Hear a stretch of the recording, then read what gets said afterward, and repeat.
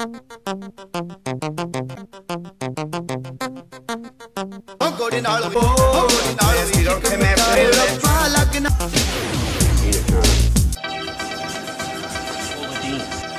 this is Chef. This food is done.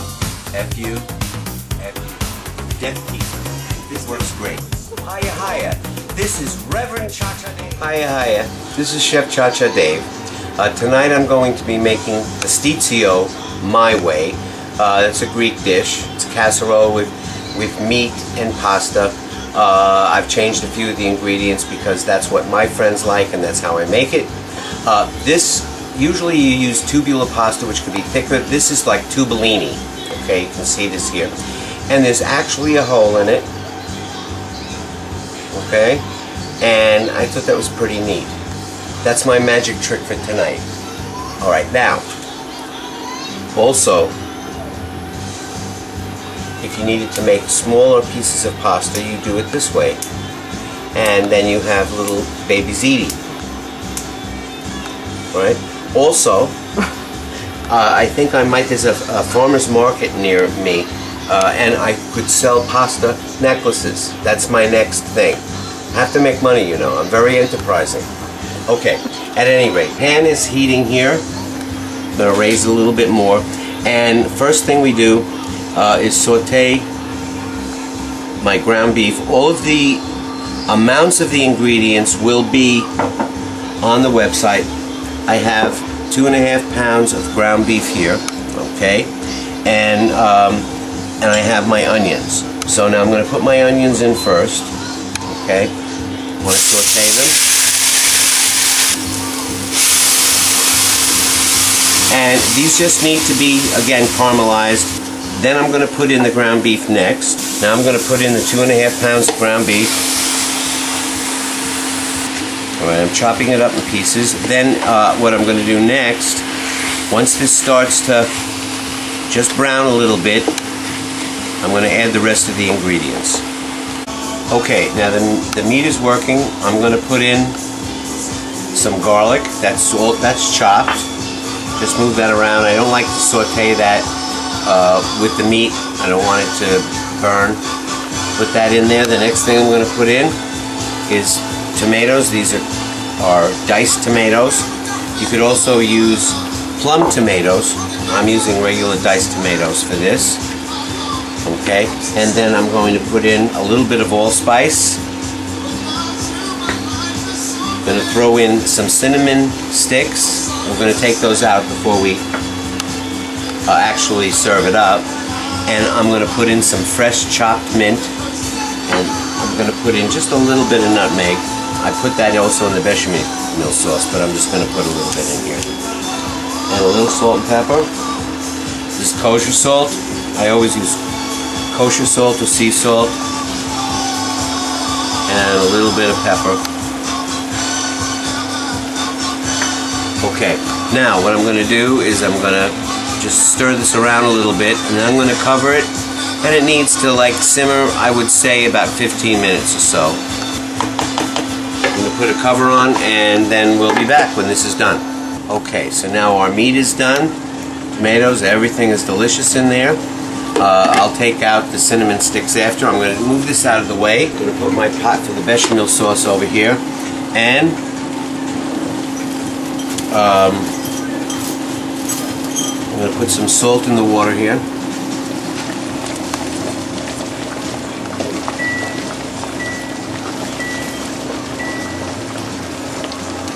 And I feel like I'm at Macy's, but that's the microwave going off, but it's just like Macy's. Very expensive store, actually. Okay, now while the pasta's cooking, tubellini, and I'm going to cook that so that it's real al dente because it's going to bake in the oven after, in the dish. I'm going to put in my butter, and again you can get the amounts on the site. All the ingredients and the amounts of everything will be there. Right? Has to melt down a little bit. Now as soon as this melts down a little bit more, then I'm going to put my flour in, and I'm going to stir that around to just make a roux and to cook that flour a little bit. I'm putting like 1/3 to 1/2 cup of flour in here. Put it right in there. Okay, now that's the color you want. It's a little tan, a little yellowy. The flour is cooked a little bit with the butter. Then I'm going to put in this 5 cups of milk. Enter that slowly into your mixture and constantly stirring. You have to stir, stir, and if it starts to lump up, you have to keep beating it. Okay, now this is the consistency that we want. I'm going to put in Monterey Jack cheese. Usually you put in Greek cheese, or you could put in Gruyere if you wanted. I happen to like this, and it's going to make it very creamy. Okay, put that in there, and then I'm going to put in a little bit of nutmeg. Stir that around. Looks nice and creamy. All right, at this point, I'm going to put in some salt. Then I'm going to put in some pepper.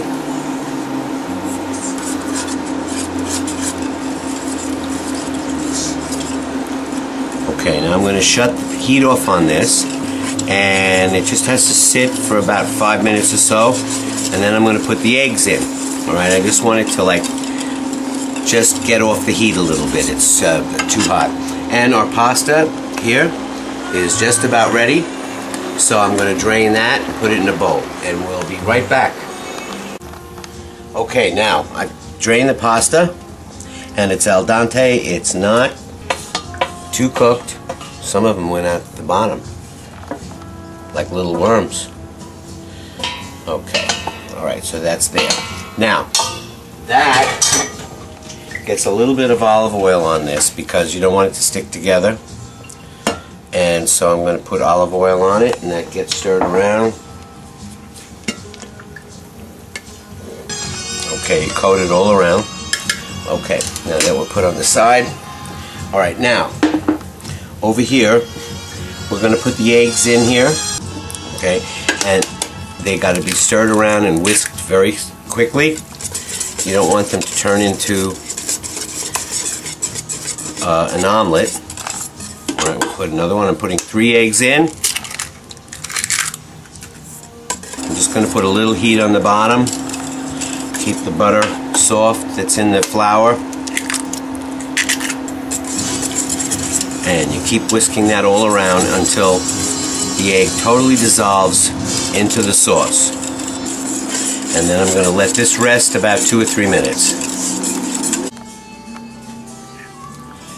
Okay, now we're ready to assemble this, and I'm going to put this in this dish. I'm going to, renegade noodle. I'm putting a little olive oil in here, and you know what? The olive oil is empty, the spray. So I'll just use a little bit of this guy. Also, I'm making option 2, I have it listed. This is for my granddaughter.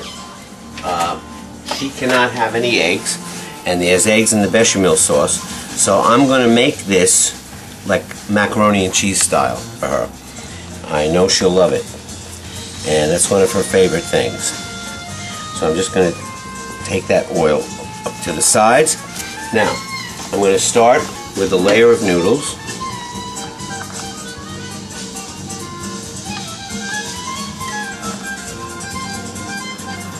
These noodles are still pretty hot. Worms! Now, I use my Tangine just to keep the meat nice and warm. I'm going to put a little bit of Parmesan and Romano mixed together on top of this. Okay? Not too much. Then I'm going to put in my meat on top of that.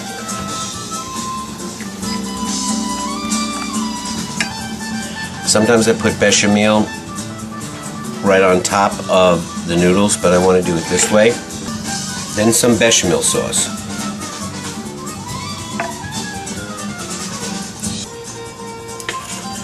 Then I like to put a little chopped parsley on that. I think I'm going to put a little bit more meat.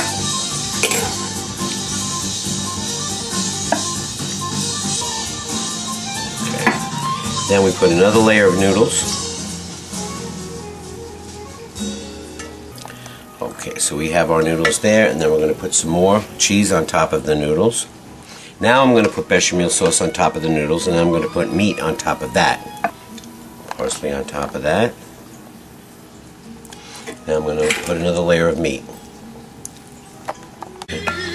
So we have another layer of noodles.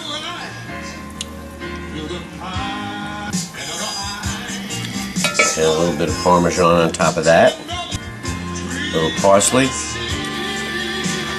And then we're going to top this with bechamel sauce. Alright, you smooth the bechamel all around the top. And I don't like to put a lot of bechamel on the top because we have it through the whole thing. And just to cover this, and then the noodles on the top get a little crunchy. I like that. Okay, now I'm going to just put a little bit of Parmesan on that. And I put parsley on it. A lot of people don't. I love the parsley. I think it looks beautiful. Okay, and this goes into a preheated oven at 375 degrees for about 40 minutes. Hi, now what I'm going to do is make my granddaughter's Pastitsio, which is macaroni and cheese with beef, because she can't have any eggs. So, I'm going to start with putting some of these noodles in the bottom, and this is her dish. Okay, I'm going to put a little bit of cheese there, and a little bit of cheddar cheese sauce. It's there, it's coming. Okay, and then I have some Velveeta cubes, which she loves. Okay, then I'm going to put some meat on top of that. A little Parmesan cheese on top of that. A little parsley. And a little bit of jack cheese that makes it creamy. I'm going to put more noodles. And then on those noodles, I'm going to put some Parmesan. I'll put some jack cheese, more cheddar cheese sauce. Amor happens to like this song. This is a memory, this song. It's when he was young and free.